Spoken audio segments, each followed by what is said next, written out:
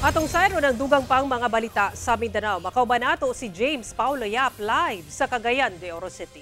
James? Salamat, Sara. Tulo ka mga individual sa Clarin, Misamis Occidental nga giingong nagbiyahe og mga balas ug bato nga walay igong papeles ang naharang sa mga otoridad. Samtang kapin 200,000 pesos nga kantidad sa mga mineral ores nasakmit sa operasyon nga gihimo sa kapulisan batong illegal mining sa Upol, Misamis Oriental.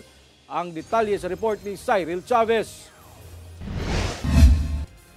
Adlong Sabado, pasado alas 12 sa Udto, naharang sa mga personal sa Clarin PNP uban ang Provincial Environment and Natural Resources Office kung Penro sa Misamis Occidental kining tulo ka mga individual nga sakay sa usa ka mini dump truck sa barangay Malibangkaw, Clarin, Misamis Occidental. Ang mga individual adunay kargang balas ug bato sa maong truck ug diyang gipangayuan og papeles pakyas kini nga makahatag. Butang nga giharang kini sa otoridad. Based on the kaning pag-inspect sa ato ang Penro, wala kini na hatag nga delivery receipt. No, so dito gi-issuehan kini sila og citation ticket for violation sa ilahang provincial ordinance, no, kabahin sa niini nga pagkuha og mga bato.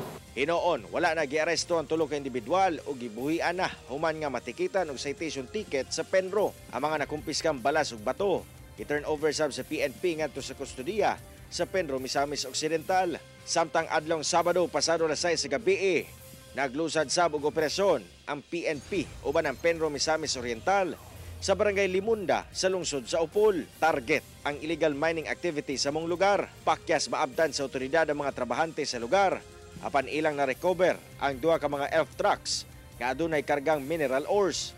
Gibana-banaan kining mobalor sa kapin 269,000 pesos. Actually, pag-abot nila sa area tungod kay sa kalayo sa area pod o kanang mahibaluan gayud no kung adunay mga authority nga musaka o magpadulong, so nakalayas gid kini sila.